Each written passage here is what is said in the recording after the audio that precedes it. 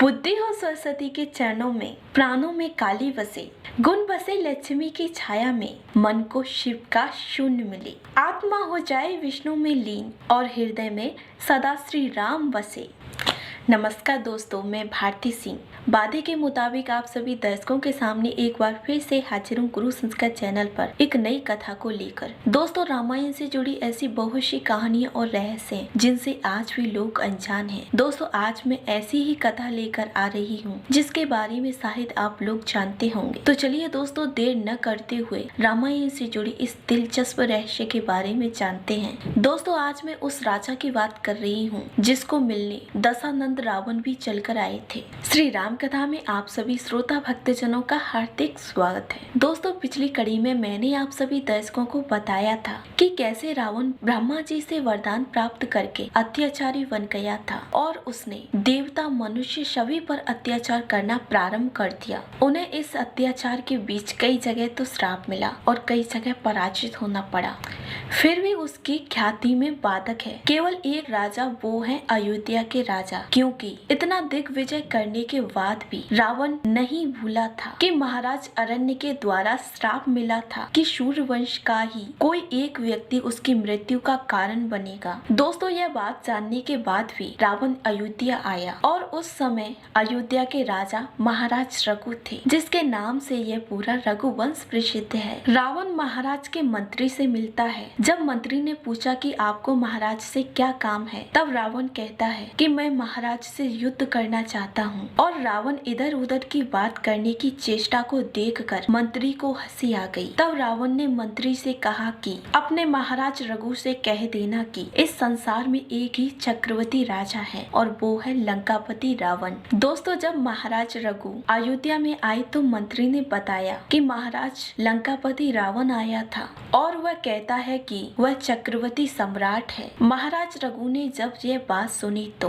तब उन्होंने लंकापति रावण पर नारायण अस्त्र का प्रयोग कर दिया, जिसके प्रहार से पूरी लंका तहस नहस होने लगी। दोस्तों, जब रावण को यह बात मंत्रियों ने बताई तो रावण ने इसका एक ही उपाय बताया था कि आप सभी लोग उस नारायण शस्त्र के सामने हाथ जोड़कर खड़े हो जाओ। क्योंकि दोस्तों, रावण तपस्वी भी था और ज्ञानी भी था, जिसके कारण से उसे यह पता था कि नारायण अस्त्र का कोई तोड़ नहीं। लेकिन तब तक रावण की आधी सेना नष्ट हो चुकी थी। यह सोचकर रावण बहुत विचलित हुआ और उसने सोचा कि जो व्यक्ति अयोध्या में रहकर लंका को इतनी हानि पहुंचा सकता है, तो उस व्यक्ति के रहते अयोध्या पर विजय पाना असंभव है। कि जब तक राजा रघु रहेंगे तब तक अयोध्या पर विजय पाना मुश्किल है। दोस्तों, यह सोचकर रावण मन में निश्चित निर्णय किया कि जब तक राजा अयोध्या पर राज करेंगे तब तक मैं अयोध्या की तरफ आंख उठाकर भी नहीं देखूंगा। इसी प्रकार अयोध्या में कई राजा हुए। दोस्तों,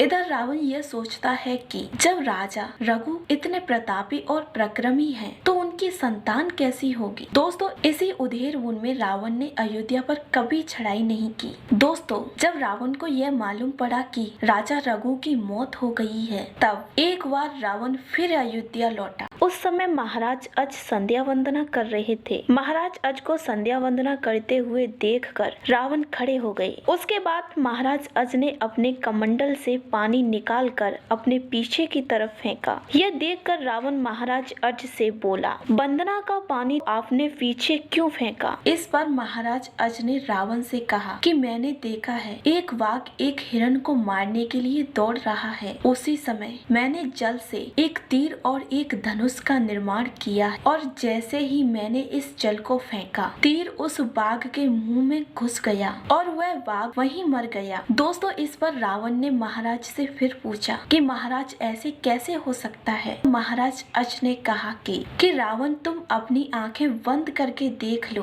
क्योंकि तुम एक महान तपस्वी और ज्ञानी हो। जब रावण ने यह देखा तो वह अचंभित हो गया और फिर वह युद्ध करने का मन त्याग कर लौट गया। उसके बाद रावण ने कभी भी अयोध्या पर चढ़ाई नहीं की। दोस्तों, आप सभी को रामायण से जुड़ी यह रहस्यमयी कथा कैसी लगी, आप हमें जरूर बताएं। और हाँ दोस्तों, हमारे गुरु संस्कार चैनल को सब्सक्राइब करना ना भूलें, ताकि मैं आप सभी दर्शकों के सामने रामायण से जुड़ी रोचक रहस्यमयी कथाएं ला सकूं। तो दोस्तों, अब आप हमें इजाजत दें। धन्यवाद।